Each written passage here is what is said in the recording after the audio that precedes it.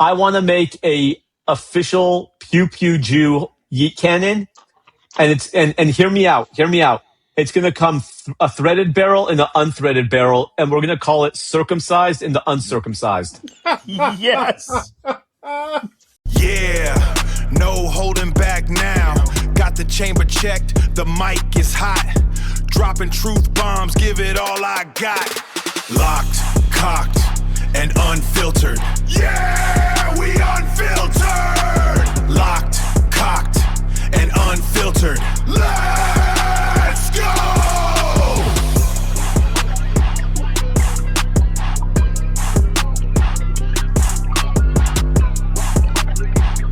Mahayam, everyone. My name is Tony, and we're here with Locked, Cocked, and Unfiltered with a special guest, Yehuda Remer.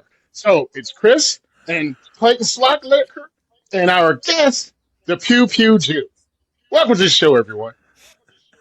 Hey, guys, what's going on? Thank you for having me. Can't take you anywhere. No. Oh, man, no, we appreciate you coming on, man. We're glad it worked out. We could get you on here. I mean, I know it's 9 o'clock, so it's late. So right, Tony? Yeah, that messed me up so badly. Like, why would it be that time zone? That's like 6 hours ahead of where I am. Right? Like, I got so confused. I was like, wait, is the podcast supposed to be at 11 in the morning my time? Because that was like 5 o'clock, 4 o'clock in the afternoon, like England time. I'm like, maybe one of the guys are English. I don't know. Neither one of us speak English because one is from Minnesota and the other one's from South Carolina. English is off the friggin' menu. I tried to sabotage you because I told you you're not going to be on a podcast with me, but it didn't work out.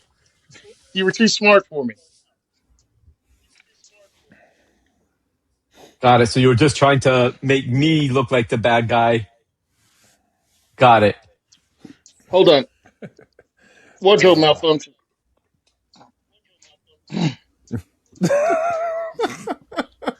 How do you people do this all day? Man, Tony.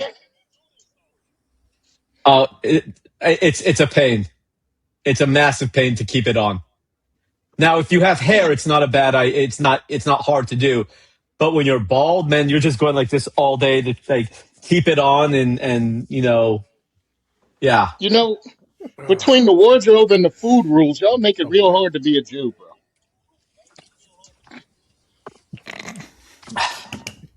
Well, funny thing is, Tony, in Judaism is like the only religion that doesn't proselytize. Like, if you decide, hey, I want to become Jewish, we actually dissuade people from becoming Jewish. We make it very difficult because if someone, the only people we want to convert are people who are very serious about it.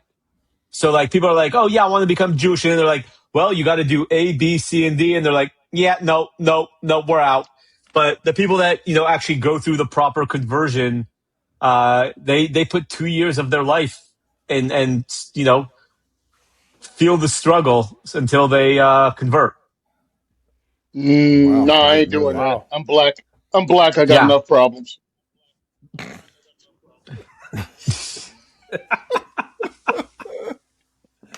It's bad enough to try to figure out if somebody doesn't like me because I'm a Second Amendment advocate, because I'm black. I don't need to throw Jew in there, bro. I think Tony's a black Jewish robot right now with all that static we're getting back. That's just Tony. Yep. It's the space lasers. Oh, I have them pointed directly at where you are right now. Is that what the hat is? It's just is that why you gave me this? Is that why you gave me this? Well, I gave that to you kind of like in the Old Testament, before the plague of killing the firstborn, the Jews would go and paint their doors, with the blood of the animal, of the sheep. So God would pass over the house and not kill the firstborn. So I gave you the yarmulke so that when, the Jewish space slaver flies over, they're like, oh, no, black Jew, we're good. He's good.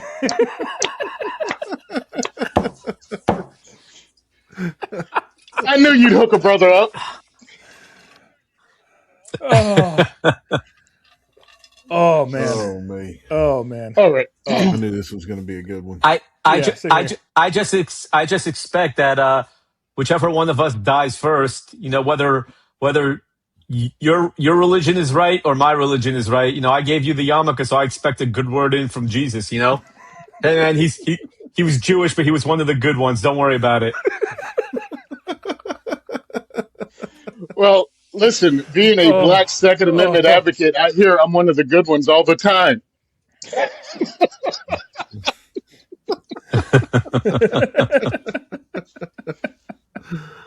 Oh man. Oh, this is already off to a good start.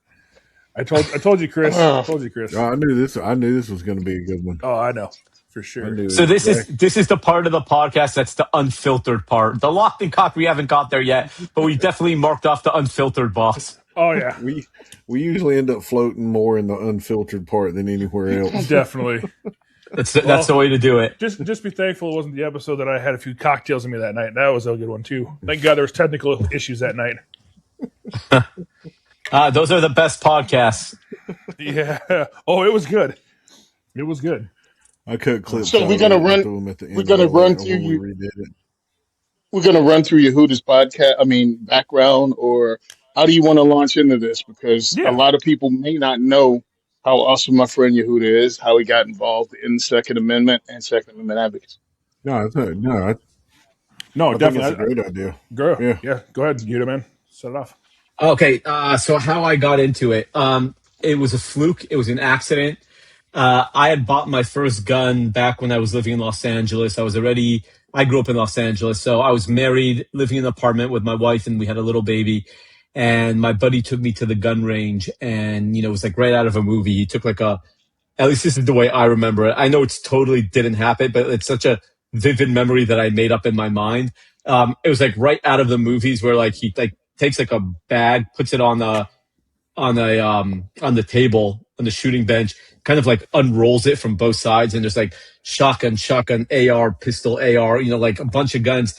And I turned to my buddy and I'm like, dude, who the hell are you? I thought I knew you. And at that point, I was still a pretty spoiled LA boy. Didn't care about politics, didn't care about the Constitution, didn't even know what the Second Amendment was. My buddy's like, yeah, man, you're allowed to own guns. I'm like, what do you mean you're allowed to own guns? I thought the only people allowed to own guns were police, military, and bad guys. I never knew, civilians were able to own guns. So he's like, yeah, man, look it up. It's called the Second Amendment. So, I started paying attention a little bit, and Obama started running in 2008, and I started getting into politics more, so really paying attention to the political realm. And I decided to buy my first gun. It was a Glock 19 Gen 3. And we were by my parents one Wednesday night for dinner. And my younger brother, who's a couple years younger than me, was like, hey man, when are we going to go shoot your Glock? And my parents had a full-on Chernobyl nuclear meltdown. They wouldn't talk to me for weeks. Calling me irresponsible, calling me every name under the book. And from there, I decided, I'm like, if I'm going to be a responsible firearms owner, I need to make sure that my children are responsible as well. So I went online and I was looking for a children's book that I could read to my child, as a bedtime story. And I was really shocked that there was no books on the market geared specifically for children on firearm safety. So I decided to write the book. And when it finally came out, it took me about 5 years to get published. But when it finally came out, I was trying to get endorsements and people to give me one-liners. And I approached Alan Gottlieb of the Second Amendment Foundation at an event. And he's like, yeah, man, you absolutely, I will gladly write you a blurb for it. I love what you're doing. He goes, by the way, do you want to speak at the Gun Rights Policy Conference? And this was about 3 months after my book came out. I still knew no one in the firearms industry. I knew nothing. And I was like, yeah, sure, I'll speak at this conference. Like, I'm like, how many people can it actually be at the gun rights policy conference? Like, I'm thinking like maybe 30 or 40 people, right? Like, that's all I knew. And I asked him, like, oh, how many people usually are sitting in the audience during a speech? He goes, oh, 300-400. And that's when I knew I screwed up, because before my first book came out, I was a very private, very behind the scenes, never liked to be in front of the camera. And now I just consented to speaking in front of like 400 people. And over the next 6 months until the Gun Rights Policy Conference happened, I was being invited on podcasts, almost everyone's podcast but Tony's, and everyone's podcast, and I was on TV, and I was doing all these things, and everyone was touting me as a gun safety expert. I'm like, I'm really not a gun safety expert. I just wrote one little children's book, and there was a necessity, and I ran with it. So that's kind of how I fell into advocacy work, by accident. So was that first book, was that the one that's called Safety On then? Yeah. Okay. Safety On, an introduction to the world of firearms for children. Yeah. Yeah. Okay. Yeah, no, it's because you got, how many? You got 10 books now. 10 books, yeah. I think my favorite one of yours is Bullet Points. That one's probably the best one. That one still gets me into trouble. I'm sure it does. Yeah, I still get a bunch of FUDs who will buy the book and get angry at it, or people online. I'll post about it on X, for example, and people are like, "Oh yeah, well, F you, man, because you're nothing but a traitor and a sellout because you wrote a book. There's no such thing as common sense gun laws." And I'm like, dude, you're making yourself seem like such an idiot. Just go read the description. Just go read the description of the book on my website or on Amazon. I don't even care. Yeah. But you sound ignorant. Yeah. Nice. No, that's cool. Yeah, I only met you one time, and like I said, it's obviously you've been following your work for a while, man. You've been doing a lot of great stuff, and obviously great to have you on here too. So I appreciate your time. But yeah, no, it's thank you. You do a lot of really, really good work, and I do want you to know that I do appreciate the work that you do and put in, because I know it's not easy sometimes. I appreciate it. Yeah, it's definitely been an uphill battle being almost a lone Orthodox Jew doing, you don't see a lot of Jews in the firearms industry, but you do hear that a lot of Jews want to take away gun rights, which, if you really think about it, it's a very true statement, because the biggest names in the U.S. government who are trying to enact gun control tend to be, Chuck Schumer, Michael Bloomberg, Dianne Feinstein before she passed away. There are a lot of these names, but I call them Ginos, right? Jews in name only. So, but yeah, I appreciate that, because it's been definitely an uphill battle. Yep. No, I get it. Go ahead, Chris. Your first book that you did, was it pushback from people wanting to publish you, as far as taking as long as what it took, or was that something that just kind of life was, where it was at, it just took you that long to get it published? No, I got a lot of pushback. I got turned down by over 30 literary companies, and I couldn't find an agent. No one wanted to touch a book. I wrote the book in 2011, but I started shopping it around in 2012, and then Sandy Hook happened. So no one, and I mean no one, wanted to go near a book that was pro-gun and pro-child in one book, and no one wanted to touch that. And eventually I did get a very big book deal through an agent, but then they found out that someone in our industry was writing a children's book too, Julie Golub. And they found out, and she already had a social media following. I didn't have a social media following at that point. And they found out she was doing it, so they canceled my book deal, and my agent dropped me. Wow. That was really, really rough. But, I love Julie now. I'm good friends with her. She's awesome. But yeah, so I did definitely get pushback, and I finally found a small publishing company that was willing to publish my first book. And I ran with it because it was like the only option, It's and not recognizable. ended up being a good thing. So yeah, here I am 9 years later, and 10 books, and an entire successful brand. No, that's awesome. Are you still writing books? Or you still have any future books on mind that you want to Yeah, do? yeah, absolutely. I just came out with a new book about 3 months ago. Oh, okay. So, are you familiar with Goodnight Moon? Yeah. So, I wrote Goodnight Gun Store. Okay. Nice. So that one's Right. out right now, and now I'm working on 4 other books simultaneously. Man, Oh wow. that's awesome, man. That is awesome. Yeah. And I see I have your website pulled up on my phone here, so that's what I'm looking at. Oh, Tony returned with the milk.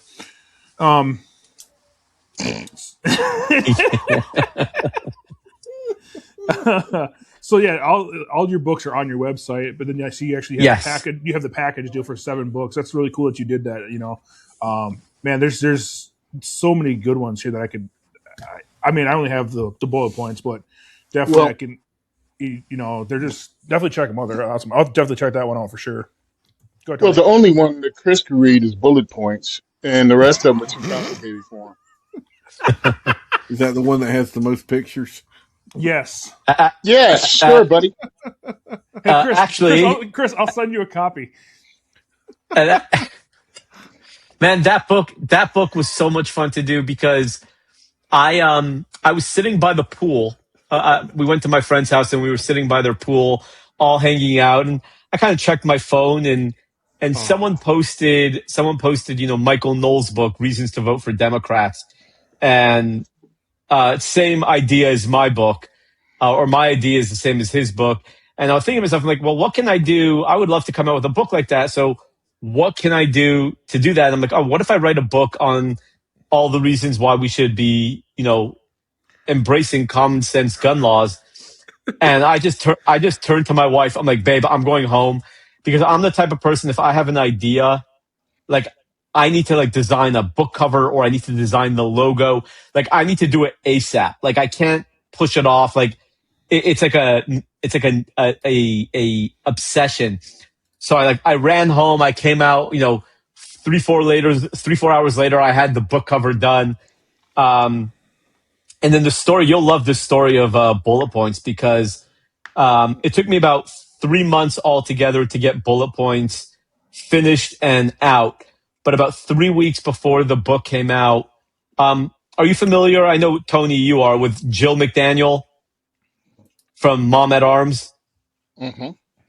Yep. Okay, so she is, in my opinion, one of the greatest people on this planet, and she is a terrifyingly good investigative journalist. So I called her. I'm like, hey, Jill, I'm coming out with a new book. It's going to stir a lot of pots and ruffle a lot of feathers. and I said, but I need help promoting it. Do you want to help me? She goes, what's the book? And I told her the name of the book. She goes, oh my God, yes.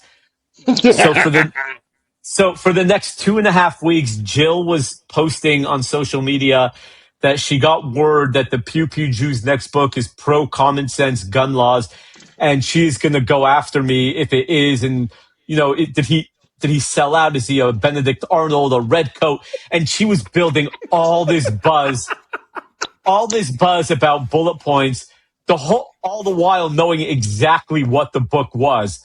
Yep. So, I mean, I had companies who I was working with saying, like, dude, we're hearing really, bad things about you, about your next book.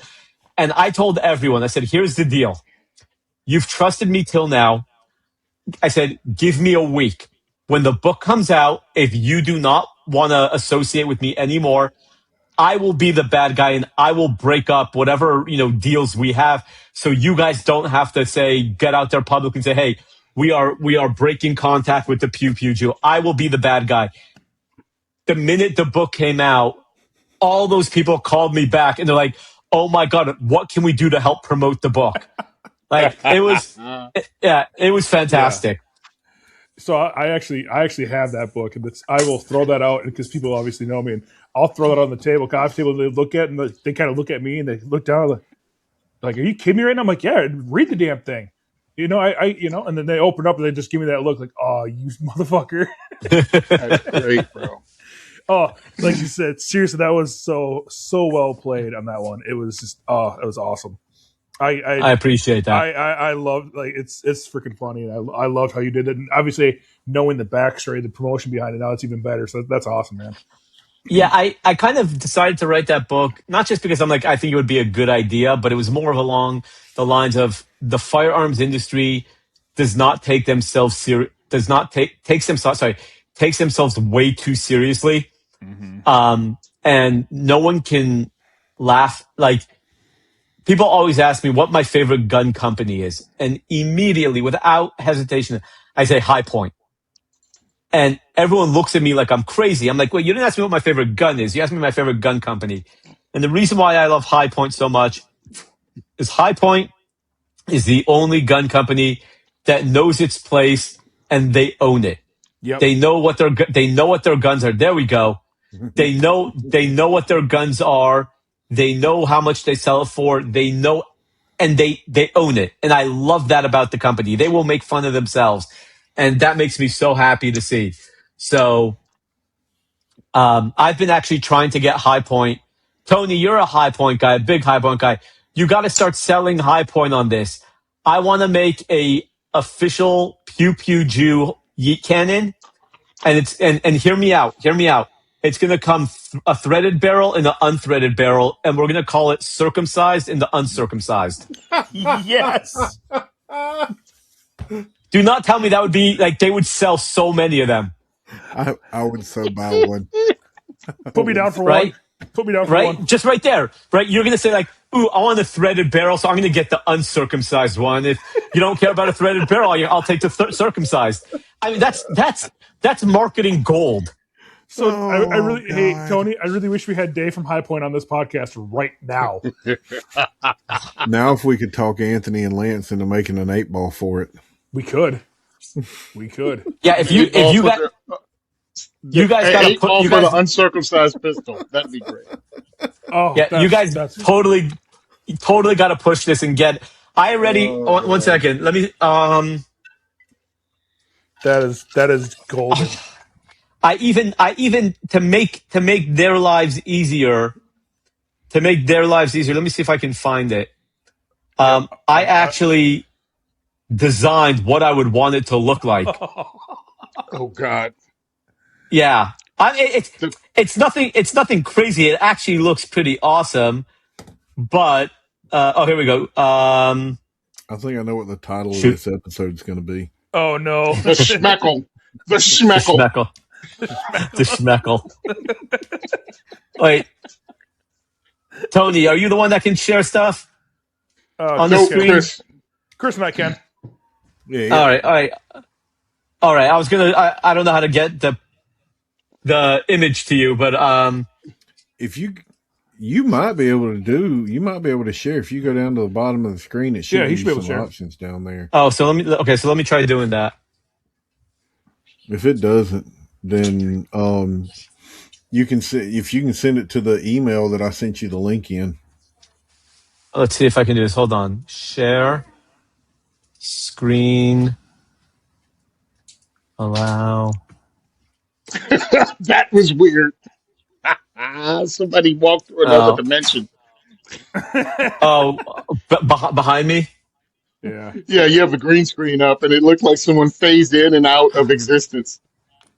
Yeah, it was my daughter. She came to get some. Okay. Are you South Carolina Gun School? Yeah, scgunschool@gmail.com. All right, here we go. All right, so I just emailed you a picture of the gun.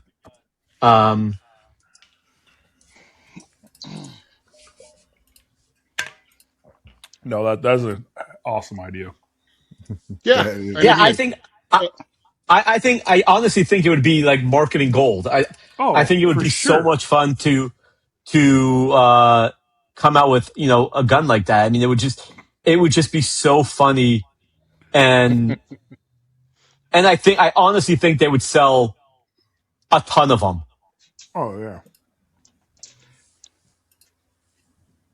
Here we go. Hell, I just like the name. There we go. Schmeckle. Oh, dude. And instead of getting yeet cannon, they would say like this would be the uncircumcised. Nice. Swing. Swing. This is really difficult. I would so buy one. Oh, me too. Me too. 100%. So That's awesome. one good thing is I grew up. So my parents took away the TV when I was 5, so I didn't grow up watching any TV.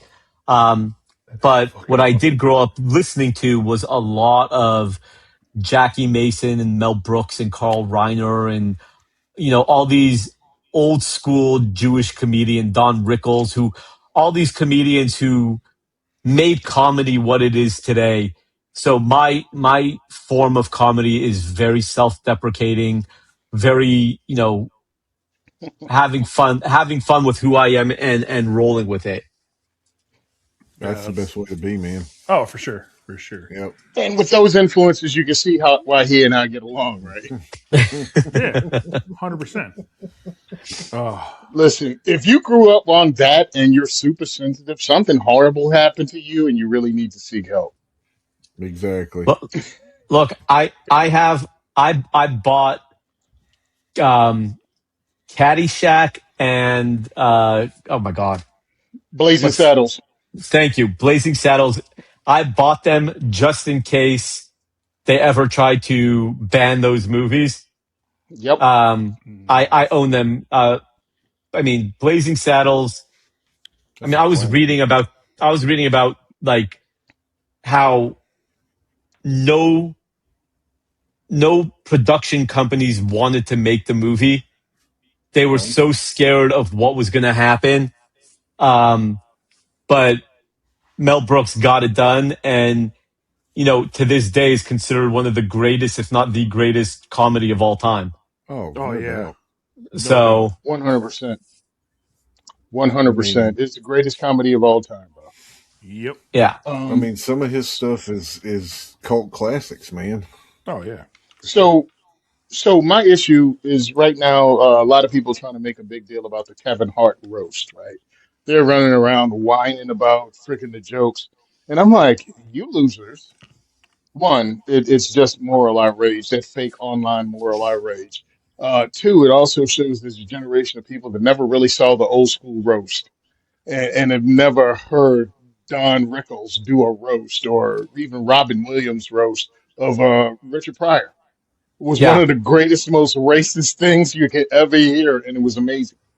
And that's the problem is that I mean here's the thing. It's I once saw like a great line. It says, "You find it offensive, we find it funny. That's why we're happier than you." And that's There and you that's go, really brother. what it comes down to. I mean, one of my favorite roasts ever is when Don Rickles roasted Ronald Reagan while he was president, and it just, I mean, it wasn't necessarily like anti-Semitic or racist, but I mean, you're sitting mocking a sitting U.S. president, and he's sitting there. Ronald Reagan's dying of laughter. Hmm. I just, man, I love it.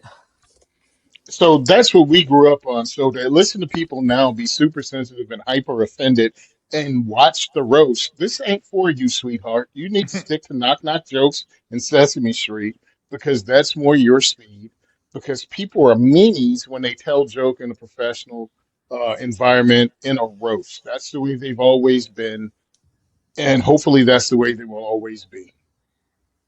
Yeah, it's once you can understand that you're not perfect, you have flaws, and it's okay to make fun of those flaws.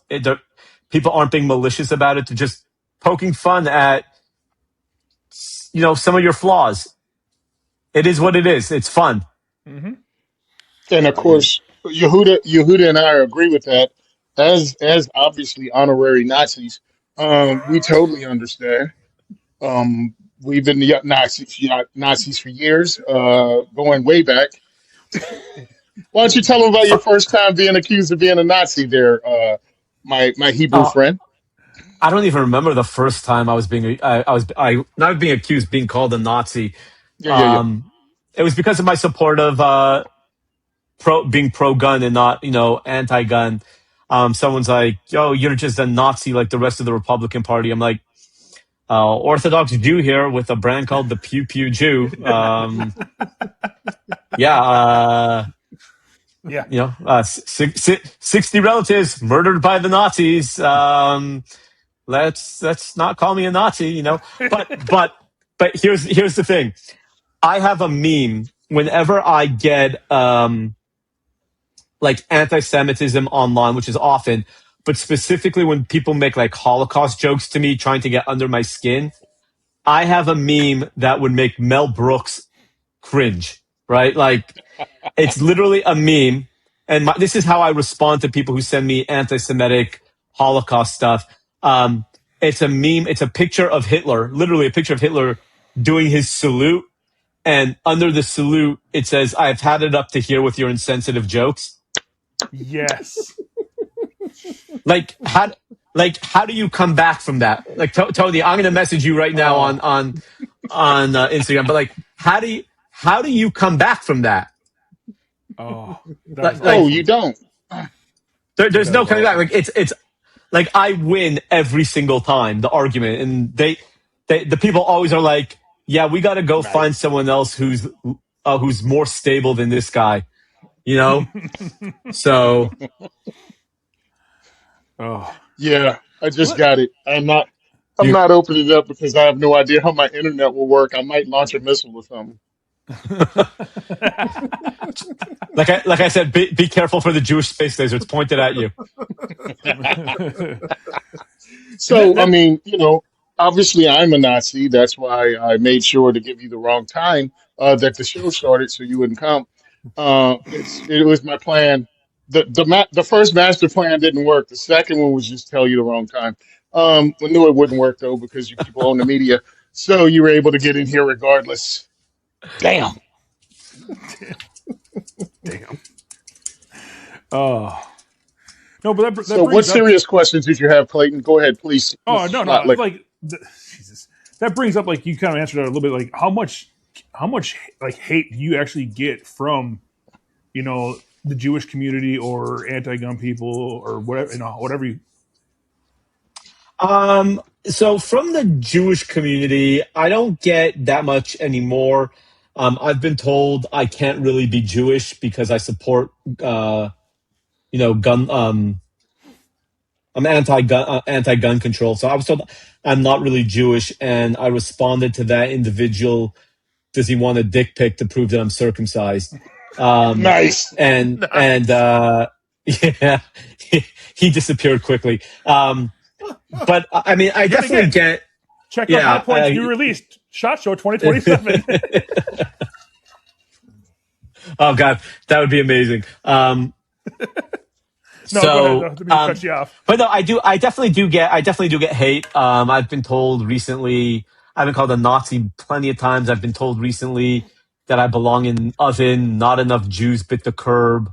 One of my favorite ones, which was very original, I posted a meme of Robert Duvall from Apocalypse Now, where he says, "I love the smell of napalm in the morning," and someone responded with, "I love the smell of Zyklon B in the morning."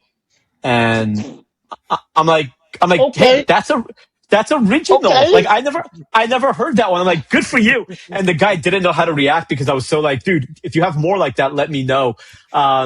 So just keep them coming. I mean, it's rare, bro, because you understand the comedy. You actually have to know things, and my man knew Zyklon B. So I'm that's like, what I'm saying. hey. Right, kudos. Like that was a great line, and I was not offended. I was like, dude, that was a new one. I'm gonna put that in my repertoire. Like, thank you. Yeah, so I mean, I get stuff like that all the time. I mean, at this point, I just kind of shrug it off. It is what it is. It's a bunch of keyboard warriors. I had one guy. Oh God, this guy was like on Friday, relentless. He kept telling me Cenk Uygur, however you pronounce his name, the anti-Semitic asshole from the Young Turks. He posted, the guy's like obsessed with Israel. So like everything he posts is Israel this, Israel that. So I responded to him with a meme of a Jewish psychiatrist holding a Star of David pillow, and it's supposed to be a guy on a couch. And my response was like that image with "Where on the Star of David did the Jews hurt you?" And and and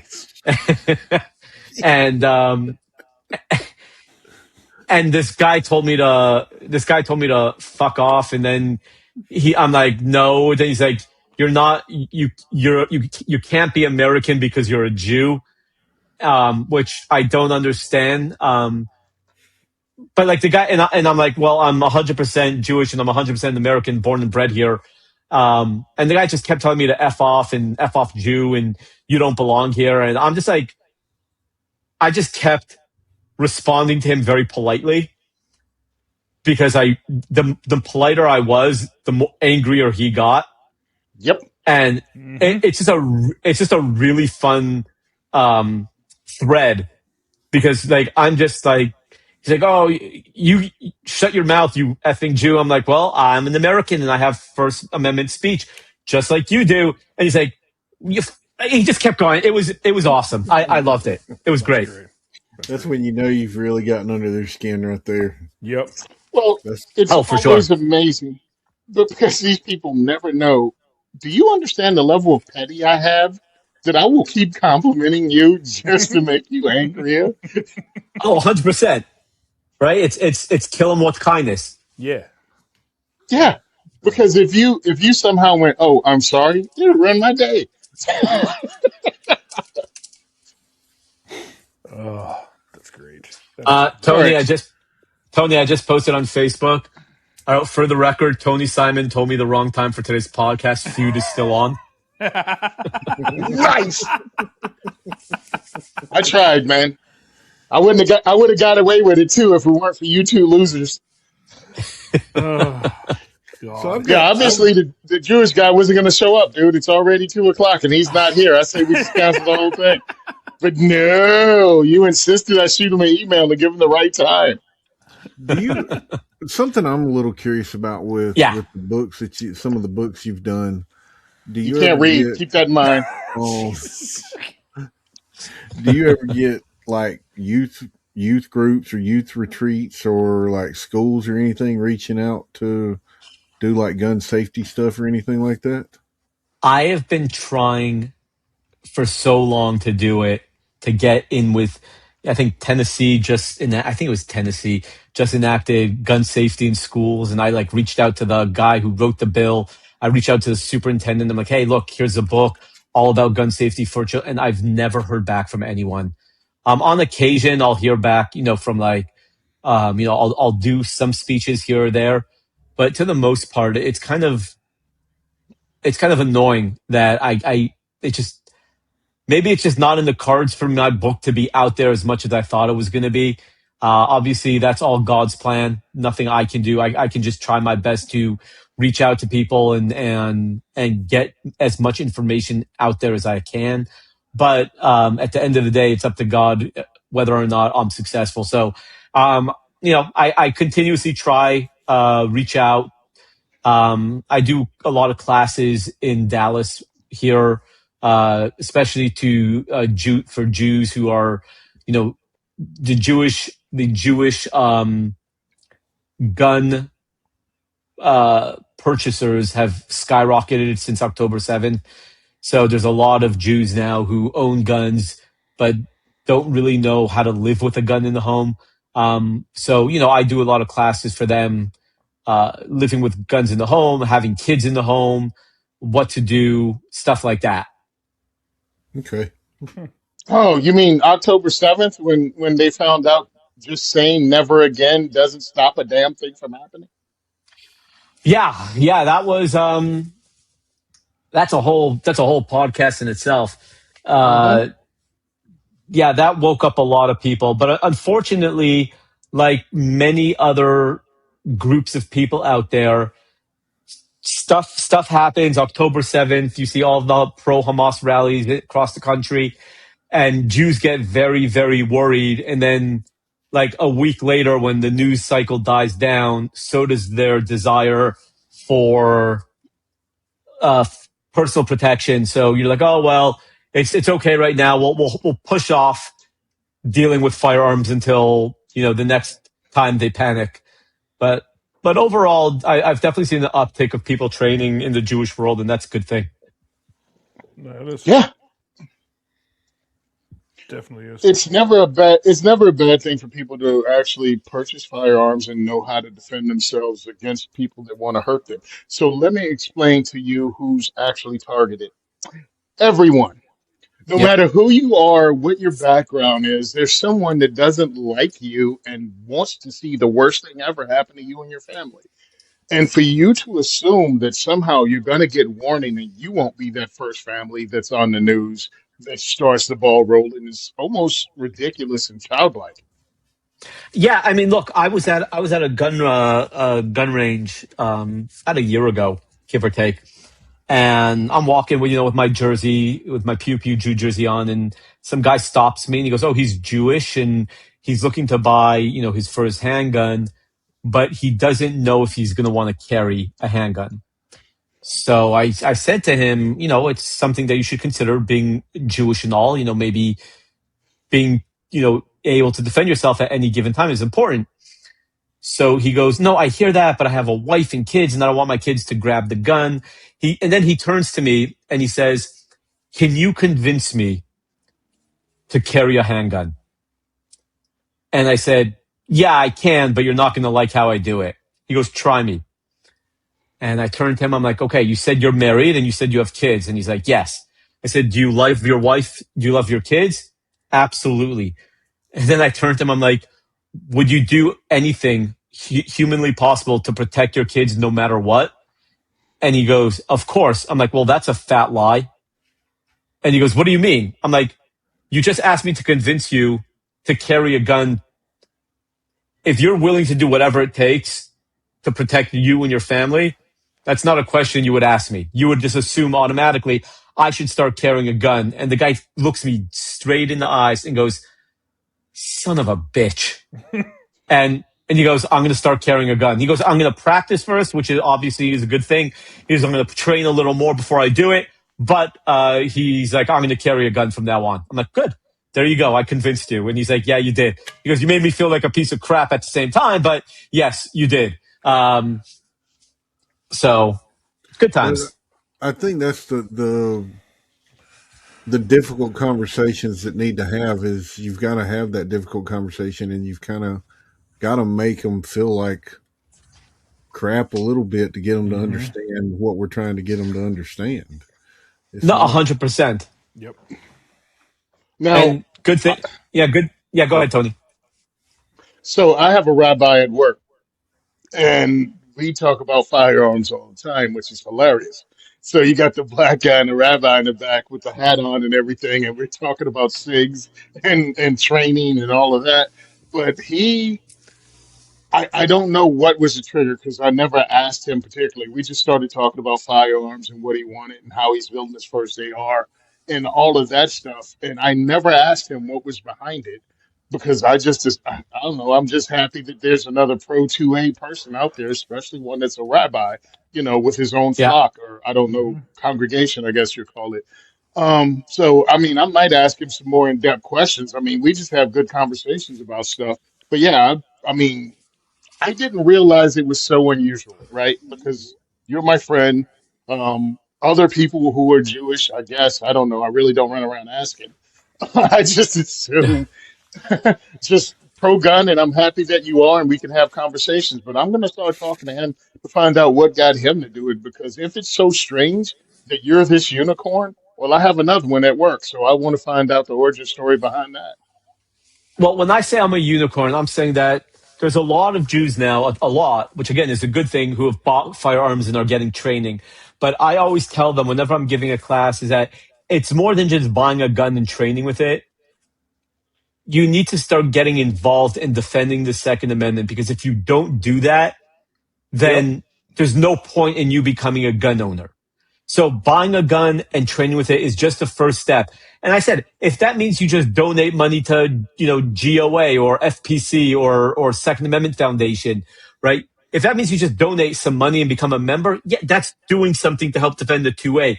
But it's more than just owning a gun. the Second Amendment is owning a gun is a small part of the Second Amendment.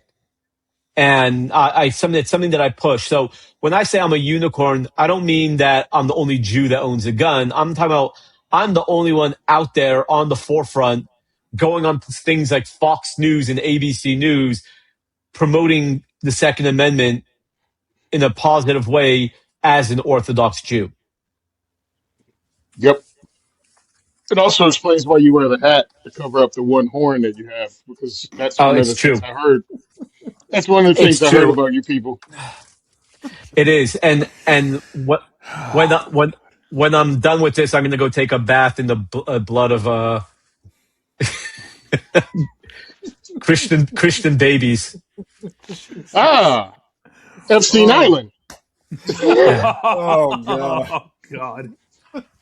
We're bringing What? that What up did you again. think was going to happen when you put him and I on a show together? Oh, I do. This is why I said needs to happen. Oh, it's great. This is Fucking great. everything. This is everything everyone feared. Oh, absolutely. Can you imagine if like liberals, like Moms Demand Action, saw this podcast? They wouldn't know what to do with themselves. Like, Oh God, their heads would Oh, right? explode. Like Oh, first, the number of liberals that would send hate mail to a black guy and a Jew calling us the worst names possible. worst names, oh, and oh, and me just using the Christian baby blood comment. No Oh yeah, offense, but all those Christ is King people. Oh my God, they would run ain't that no clip over and over. Oh yeah. ain't no love, ain't no hate quite as hot as Christian love, is there? So that's the great oh, part, bro.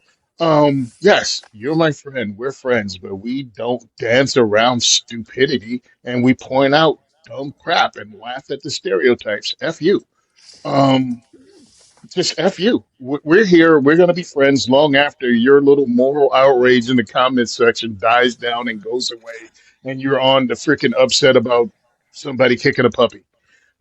We're still going to be around and we're still going to be friends and we're still going to be fighting for the Second Amendment. Um, that simple. Speaking of kicking a puppy, did you ever hear of the company Umbro? So it's kind of No. like it's like a soccer Yeah. I know which one brand, you're talking right? about. Yeah. Right. Yeah. It's a very famous soccer brand, but Yeah. it's mainly in Europe. Anyways, they came out with a commercial that was banned about 20 years ago.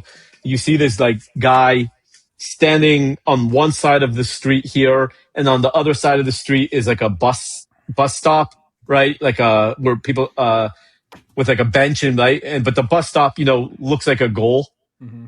right? And in front of the guy across the street, there's this little dog, and he has like a little toy, and he goes, "Come on, come on!" And the dog jumps up, and the guy turns and kicks the dog as hard as he can, and it goes flying into the bus stop, and as if he scored a goal.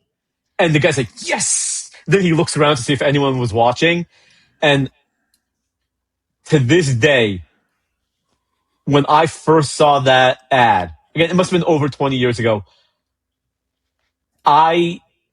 I think I got like a stomach ulcer from it because yes, this is it. Yes.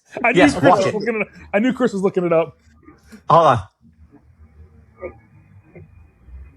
Oh my goodness. Oh no!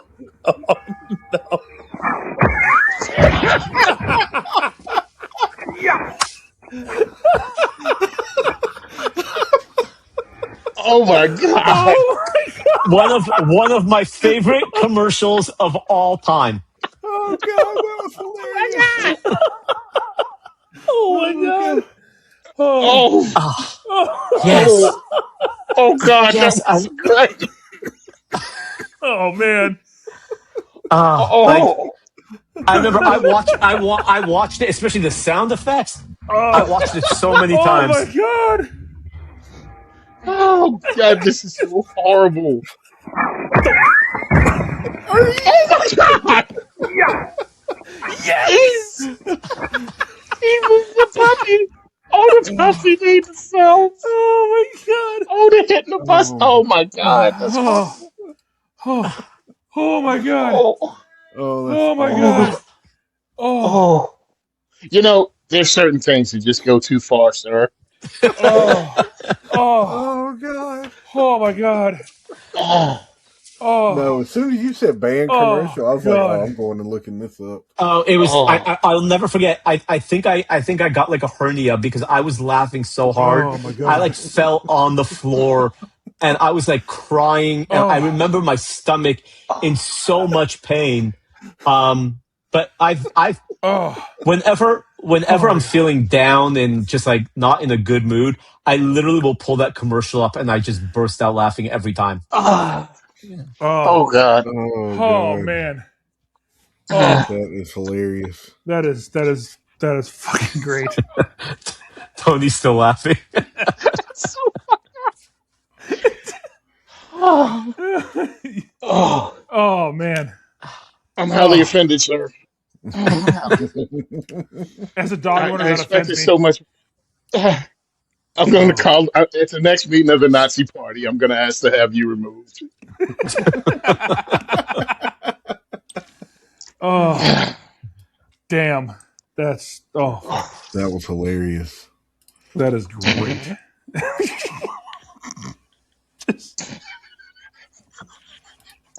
Oh, God. That thud sound.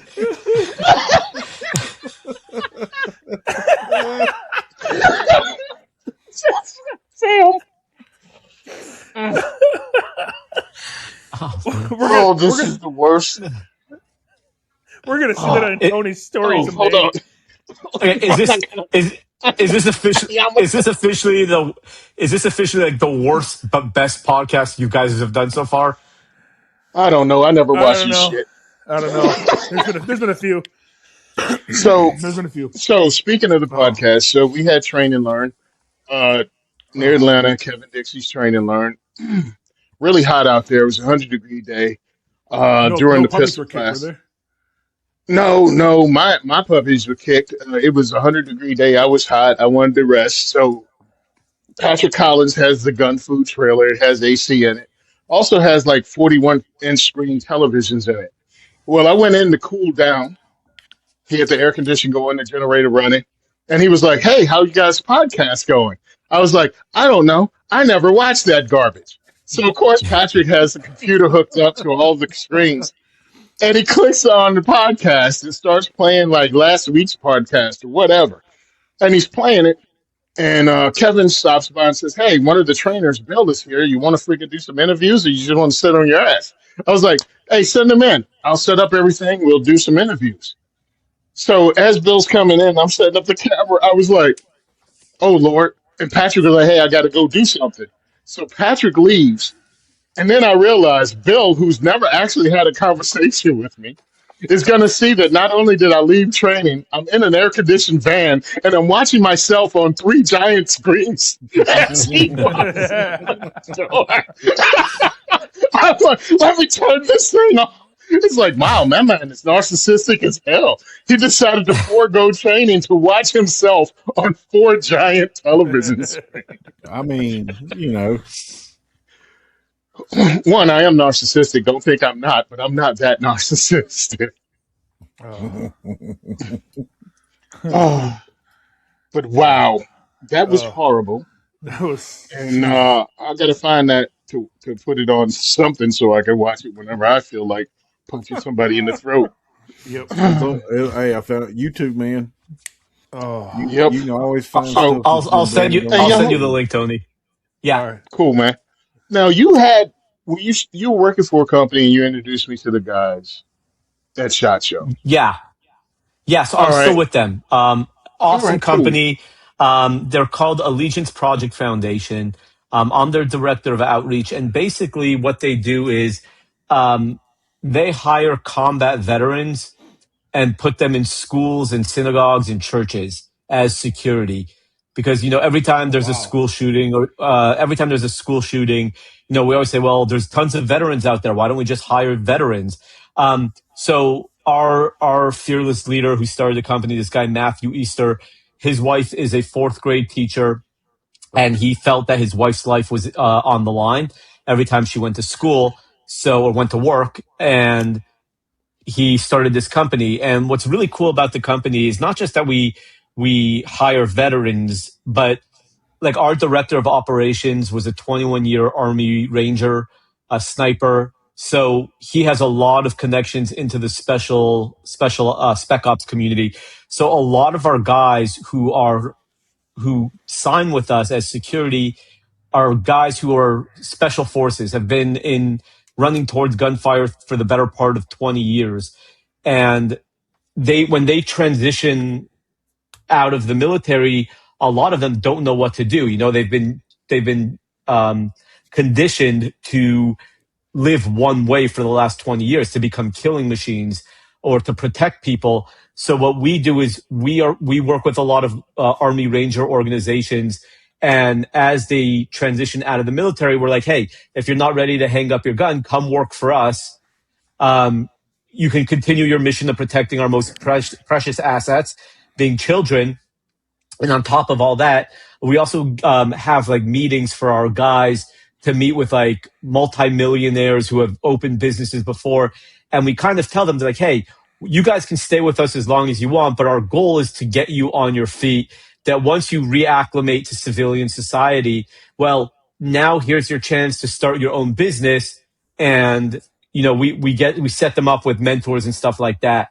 Another cool aspect of the company is there's Allegiance Project Foundation, which is a 501c3, and the security company, Allegiance Project Security, is owned by the foundation. So what happens is any money that that the security company makes, the money is funneled back through the foundation. That way it becomes a self-sustaining business model so that we don't have to rely solely on donations. That's awesome. Yeah, I was just pulling it up because I met them, had conversations with them over there on the floor, and I thought they were really interesting. And I think it needs to be promoted only because I don't think it needs to be just combat veterans, but there's some people that do and feel more comfortable with that. And I'm like, fine, I don't have a problem with it. But it's like, anybody can do this. It's some false equivalence that way too much of the public puts on, oh, it has to be somebody with like government backing or training to protect our children. I'm like, no, the Second Amendment is for everyone, and you should have the skills to protect your children. But yeah, totally get it, and I'm not dismissing that. I just one of the things that really annoys me when it comes to security and people's attitude towards it is they think they can't be, and not an expert, but they can't be good at defending their families and loved ones. So I hear what you're saying 100%, Tony. But again, we're looking at two different playing fields, right? One of them is the Second Amendment. So yes, Yeah. everyone should be able to carry a gun and protect, but Yep. most people who are carrying guns to protect themselves and their family have real jobs, right? They're not security officers.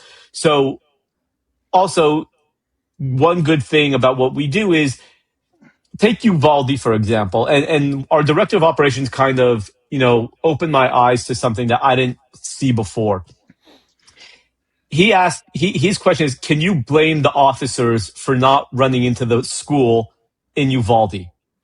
And his answer Yes. to that is, so yes, you can blame them, but his point was that these guys swore to protect and defend, but they found out if they have the balls to do it at the worst possible time, Yep. right? Whereas a lot of the veterans we have joining us are guys who've been running towards gunfire for the better part of 20 years, who made that decision 20 years ago, saying, this is what I'm doing and I'm okay with doing it, right? So on one hand, you want guys who've already made that decision, not guys who have never been in the thick of it, who don't know better, who when the shit hits the fan are going to be like, yeah, I'm not cut out for this. Our guys are Oh, all cut out 100%. for it. Right. So I hear what you're saying. But like for a security company, we obviously want people who've been doing this for 20 years. Right. Got you. Oh no, I'm not disputing it, and also it. We talked about it last week. Uh, I've had the training, and I had that attitude since I was 17 years old, when I did Right. sign the contract, when I was on Paris Island. And we were talking about last week, running to the sound of gunfire as a civilian if my family's not involved. And I'd like to tell myself, if my family's safe and we're at a public place and this happened and I have to go towards, it's not my job to save these people's lives in a state where you can carry legally. And I Right. have to keep telling myself that because I need to live for my family, but I know what I'm like. And I will be going towards that sound because I swore to do a lot of things and I never untook that oath, Right. that I swore. It just sucks because I tell people that it's not my job to be a police officer. It's not my job to get between you and flying bullets, except I did swear to do that at 17. Right. 100. I can't agree more. It's, but for this business, we Yeah. we we want to make sure that people feel comfortable with those people protecting them, Yeah, I love because it, dude. family members can't be there. All the people who carry can't be there because they have their own jobs. So yeah. Yep. Now, is this I'm mainly with you. something that's done in Texas, or y'all doing this in other states? So right now we're in Texas only. Our goal is to grow big enough where we kind of not necessarily open branches and franchise out, but we kind of, if someone from, call it, Arizona, California, you name it, they're like, hey, we love what you're doing. How can we do it here? Well, here's the blueprint for how we did it. And we give them our blueprint. They kind of franchise it that way, because laws are so different in every Right. state Yep. that, what we're allowed to do in Texas, well, not a lot of people can do what we do in California. Right. So it would be Right. very hard to just say, hey, here's a franchise, just open it. You have to go through all of the legal work in your state. You have to find out what is allowed and what is not allowed. What do security officers, level 3, level 4, to get level 3 and level 4 in Texas is one thing, but to get it in California might be a whole different ballgame. So yeah. So, like for South Carolina, you've got to have an unarmed security certification. Then once you get that, then you can get your armed security certification if you want to do any type of security work or anything like that in South Carolina. Right. So exactly, right? In Texas, you don't have to get a unlicensed for fire for a weapon in Texas. So every state is different. So we can give Yeah. up. Our goal is to give the blueprint out, but not necessarily franchise out. I got you. I got you. Makes I see sense. what you're saying. Yeah, and it makes sense that way because every state's going to be different on how they want to do stuff. Because I actually almost kind of put myself in a situation that I probably could have gotten in trouble depending on how things went, and somebody was kind of they weren't really looking for like security, but they had an issue with an employee that they were trying to handle, and they were going to have me come in. And I was like, y'all need to talk to y'all's lawyers before we start going down all this road. And then I even got to thinking, like, well, if this is technically going to put me in a security type role, so I'm pretty sure if something happens and I don't have these certifications, I'm probably going to be in trouble. Yeah, that's why our game plan is to give blueprints rather than Yeah. franchise out. No, that's awesome. I'd never That's heard cool. of it. Yeah. Yeah, I'll Tony was definitely telling me make about it the other sure. day. I'm gonna Briefly, so make I'm sure glad.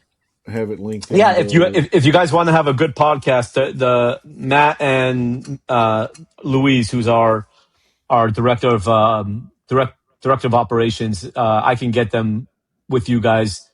That'd be awesome. Really good guys. Louise has some great stories, like I said, being an Army Ranger for 21 years. Louise was the dude that was combat sized, right? Yeah, looked like a little bulldog, but yeah, he's awesome. I actually went shooting with him on Friday, to zero in his new rifle. So he is a really, really good guy, knows his stuff. He actually was at a church about a month ago with his family, and he was pulling security duty, and they got a swatting call. Oh Someone shit. called and said there's an active shooter at the church, and I joke, that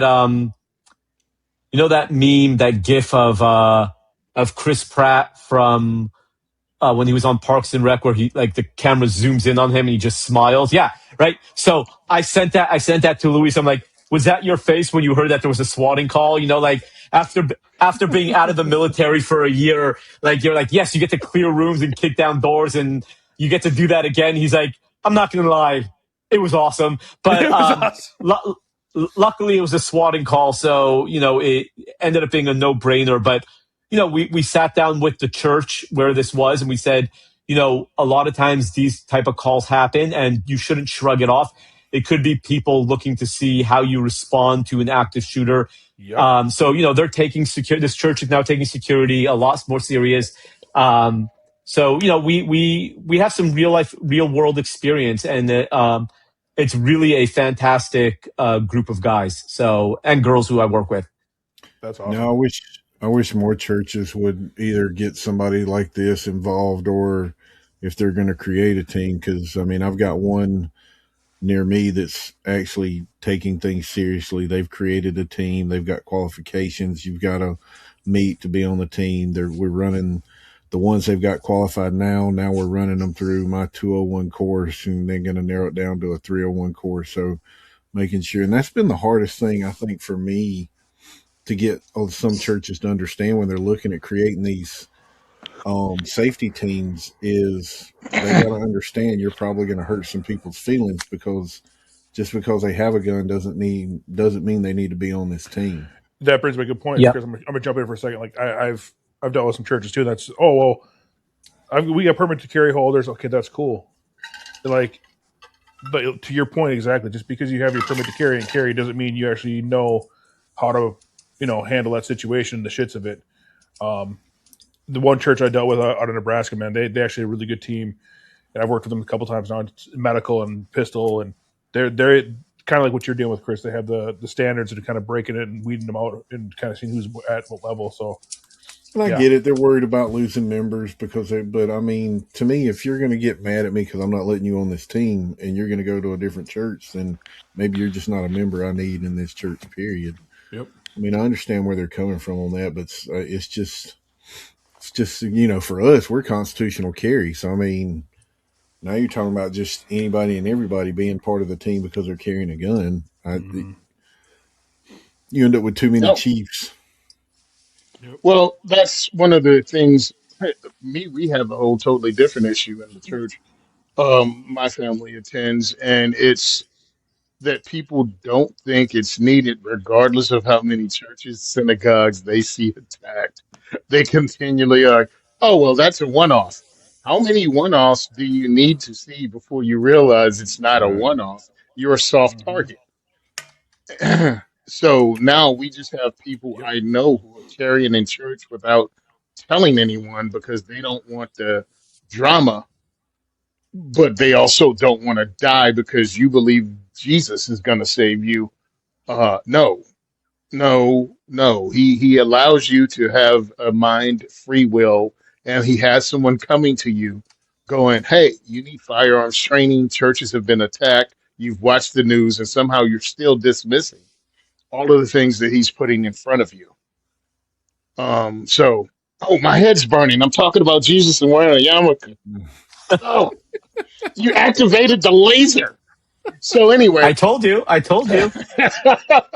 anyway, that's one of the other problems. And if you want to check out something, I think a friend of mine, Grant Cunningham, is co-author of one of the books on church security. If you really want to check Yeah. that out, it's on Amazon. Yeah, that's cool. All right, so yeah, that's really what I was like. Hey, you need to have Yehuda on. Excuse me. I say whatever you do, don't have Yehuda on, because he'll probably talk about this organization that helps guard schools, churches, and synagogues. And also, he'll probably give you the origin story about how he became an author. I was like, so I'll give him the wrong time, or I'll try to book him on a Saturday and tell him he's unavailable. Oh man. None of it Man, works. Do you know how many people try to get me to go to events on the Saturday? It's amazing. I think I would be a lot more successful if I went to these events. But at the same time, I truly believe that if I'm meant to be successful, it'll happen Sunday through Friday. Never going to Yeah, happen on the Saturday. yeah. You don't need all 7 days to become famous, dude. Yeah, I'm. If it's meant to be, God will make it happen. Exactly. That is very Yep, true, man. that's what I tell Clayton about being a girl. He still keeps hoping though. But no, we appreciate you coming on, man, and kind of giving a little background on what got you Yeah, involved in everything, and definitely. especially I didn't Yeah, realize you had. I knew you had a few of the books. I didn't realize that you had 10. So that's really good. And I yeah. I mean, have 10, and I have two other ones officially finished. Sorry, four other books officially finished. And then I'm working on one, and I don't mind telling you about it because I don't know if I'm ever going to actually do it. But you know the famous kids book, "If You Give a Mouse a Cookie." yeah, Yeah. So I am in the middle of writing "If You Take a Raccoon to a Gun Range," All right. or if you give a raccoon a rifle, because if you give a raccoon a rifle, you know.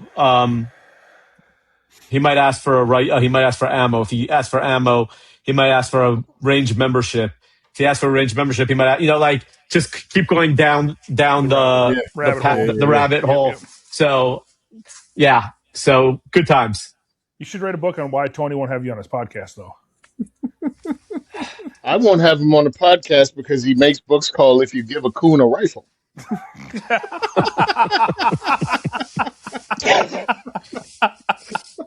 Damn. that sounds like a T-shirt right there. Yeah, that Tony. I promote that one when I wear my white pointed yarmulke. Oh, dude, I just thought of my first T-shirt. Oh Oh my no. God! Oh Give a no. Uh, Oh my God! Give a Coon a Rifle, sponsored by the National African American Gun Association, Oh my god. oh man, and just put their initials. Oh man. Oh God, this Oh. is going to be the worst. This is how the Second Amendment is for everyone. Diversity sponsor, shoot got canceled. sponsored by Oh. No Other Choice Firearms Training.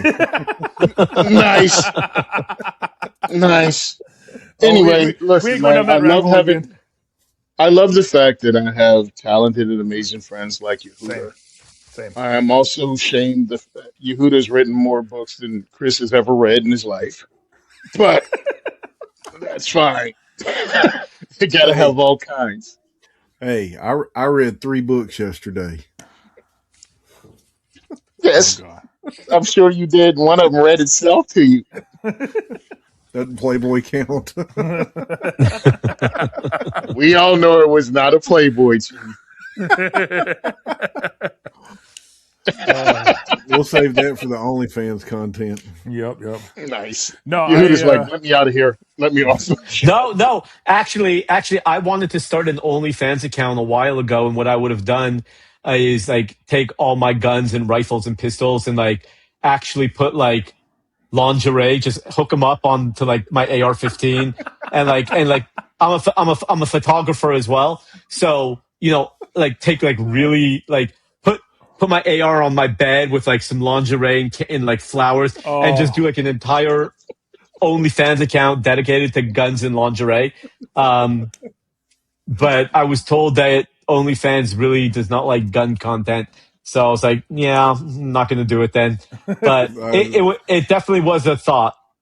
That's You can awesome. sell pictures of your butthole, but you can't touch Oh my guns. god, Tony.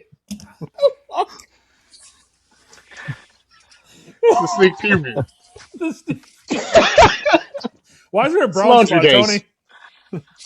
One, I just took them off. Two, they say Thursday. F you.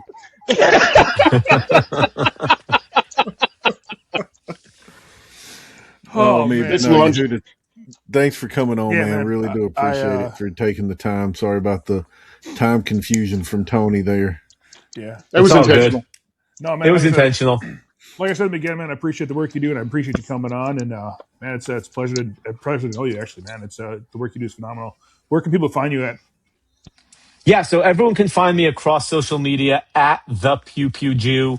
If you want any of my books signed, if you think my Herbie Hancock is worth all of $10, go to my website, thepewpewjew.com. Or if you don't think my autograph is worth $10, then feel free to go to Amazon, and all my books are up there as well. And you got shirts and other stuff too, don't you? Yeah, my website has a ton of merch, from shirts to mugs to pillows, Yes, hoodies. right there, Tony. Yeah. Yep, you can get camo yarmulkes to help hide your horns and prevent Jewish space lasers from raining down on you. Oh man.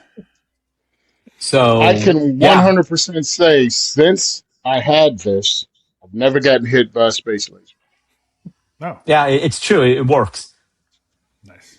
And I'll make sure to have all of his social media stuff and the website down in the description and everything, so you can find it. And if you're looking to find more information about his Allegiance project, I'm going to have that linked in down there as well too, so you can go in and Definitely donate, share some love with them and stuff, because that is some great things that they're doing to make sure that yes, our most important people are protected. You know, 100%. Also, And I'm gonna do an intro email to see if you guys might want to have them on the podcast. yeah, that'd be awesome. yeah, no, that'd be great. We would love to have them on. I think Yeah, that would for be a sure. Yeah, great conversation. they're a good group of guys. Go ahead. I was gonna say, I don't know if they're gonna be as Mel Brooks blazing saddles as I am, but it'll be a good conversation. Definitely. Oh, we'll make it that way. Yeah. I'll be nice to them. We usually end up derailed somewhere along the line. So in other words, Tony will give them the right time and right day. Got it. But no, and I'll finish this out, and we can let you get back to your day. Seriously, guys, look him up, support him, follow his work, because he is doing great things, just like Tony does, just like Chris does, even myself. This fight is not easy.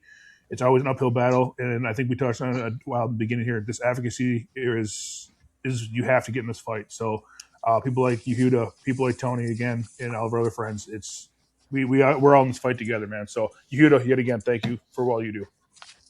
Absolutely, I appreciate that. Thank you very much. Hope everybody enjoyed the episode. Have a good night. Peace out.